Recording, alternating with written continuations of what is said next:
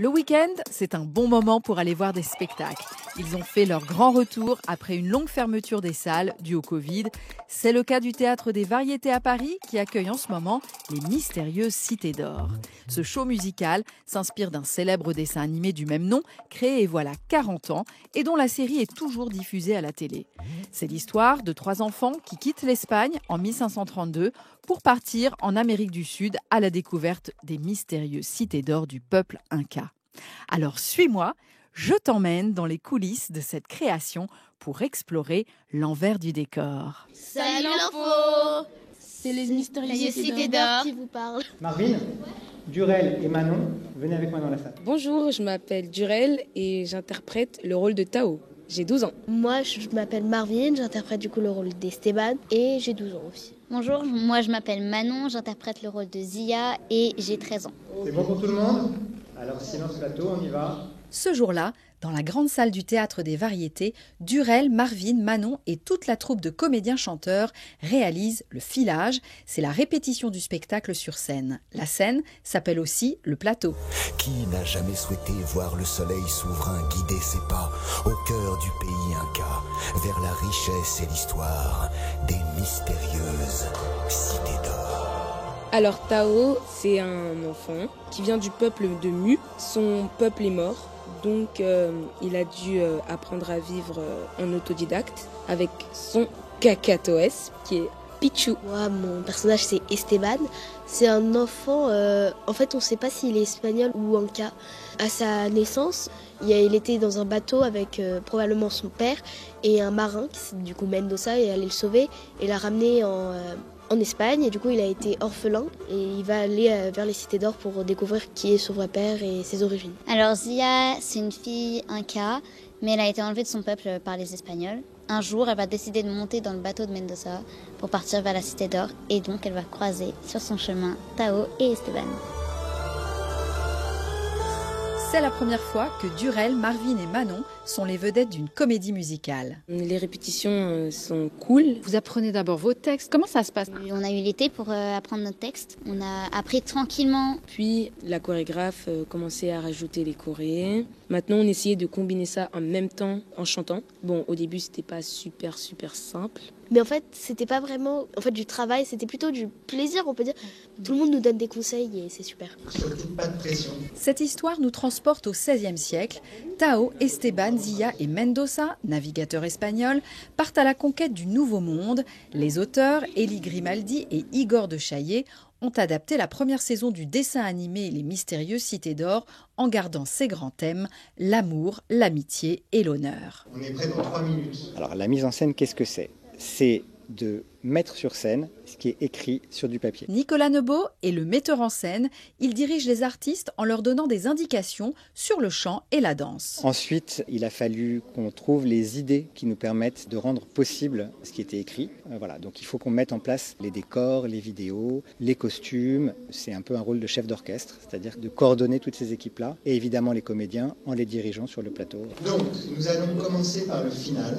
Ensuite, nous allons faire le nombre parfait.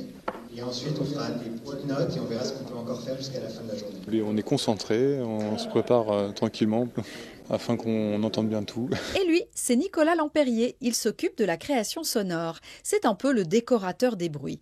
Par exemple, pour évoquer une tempête en mer, il ajoute un bruit d'orage. Et grâce à sa console remplie de boutons, Nicolas crée un parfum d'aventure. Bon, en fait, je récupère les sons qu'a fait le compositeur. Donc j'ai une machine qui m'envoie tout ça dans la console. Et il a fait aussi quelques effets sonores que je dispatche un peu partout dans le théâtre. Et pendant ce temps, si on peut avoir les 3 enfants dans la salle, on mise la tempête. Tout le monde s'habille pour la tempête. Et en voyant le sourire de Nicolas, on comprend qu'il est heureux de retrouver le chemin des théâtres après une longue pause forcée due au coronavirus. On est content de reprendre le travail. C'est vrai qu'après presque 2 ans à l'arrêt, ça fait vraiment plaisir de retravailler, quoi. Tout est chouette. C'est bon pour tout le monde. Silence au plateau, s'il vous plaît. Et puis nous croisons Philippe, c'est le photographe du spectacle. Il prend des clichés pendant les répétitions, jamais pendant le show. Parce que bon, ça peut gêner le public aussi, donc on évite de faire des photos quand il y a du public. Alors ces photos, c'est pour qui? Alors c'est pour la diffusion sur les réseaux sociaux et pour du programme qui sera en vente après lors du spectacle. Et voilà, pour leur faire la promotion du spectacle en plus des vidéos. Merci beaucoup. Bravo. Donc on se met en place pour le numéro d'après, c'est le nombre parfait, si on peut miser et se préparer. Donc Bastien, tu peux te préparer pour la taverne. Merci beaucoup. Et maintenant, au travail. Il faut qu'on prenne dans quelle direction avancer pour trouver la première cité d'or. C'est écrit dans la prédiction, la jolie fille aux yeux châtains. Va dans la même direction, découvrir un monde lointain. La prédiction ne le dit pas, on cherche mieux quand on est trois. Pour moi c'est mieux cette idée-là. On est plus fort quand on est trois. Super, merci beaucoup. Derrière la scène, près des loges où les artistes se maquillent et enfilent leurs costumes, d'autres professionnels s'activent. C'est le cas d'Anaïs, elle est assistante scénographe et accessoiriste. Donc on conçoit les décors avant qu'ils soient construits, on crée un univers et après les accessoires, on fabrique des accessoires pour accompagner les comédiens, les chanteurs dans leur jeu. Alors Anaïs, là sous nos yeux, vous êtes en train de fabriquer, alors il y a des petits bouts de corde sur un carton, qu'est-ce que c'est ? J'essaye de faire une ombre chinoise pour justement le bateau, pour faire un jeu avec les ombres et les lumières. Anaïs a aussi décoré la scène avec une immense planisphère. Pour rappeler le long chemin, le long parcours de ce voyage. Et là, on est en pleine préparation pour ces cités d'or. Derrière la scène, Brahim veille au grain, c'est le chef machiniste et le chef du plateau. Mon métier, c'est les coulisses d'un spectacle, c'est la préparation, c'est les changements de décor. Qu'est-ce que ça change de travailler avec des enfants dans un spectacle ? C'est magnifique, d'autant plus que ils nous font chanter. Là, on est en coulisses, maintenant, on chante avec eux. Ils sont faciles à diriger ? Ils sont comme des grands, même en plus âge. Et avec ce spectacle, toute la troupe a envie de transmettre la magie. Il y a en même temps du voyage, de l'imaginaire. Alors, prêt à fredonner ?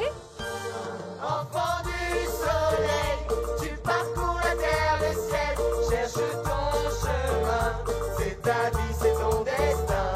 Et le jour, la nuit, avec mes deux meilleurs amis, à bord du grand Condor, tu recherches les cités d'or. Les mystérieuses cités d'or, c'est chaque dimanche à 14h et pendant les vacances scolaires au Théâtre des Variétés à Paris. Ça dure jusqu'au mois de mars prochain et une tournée est prévue à partir de septembre dans toute la France. Non mais vraiment, je sais pas.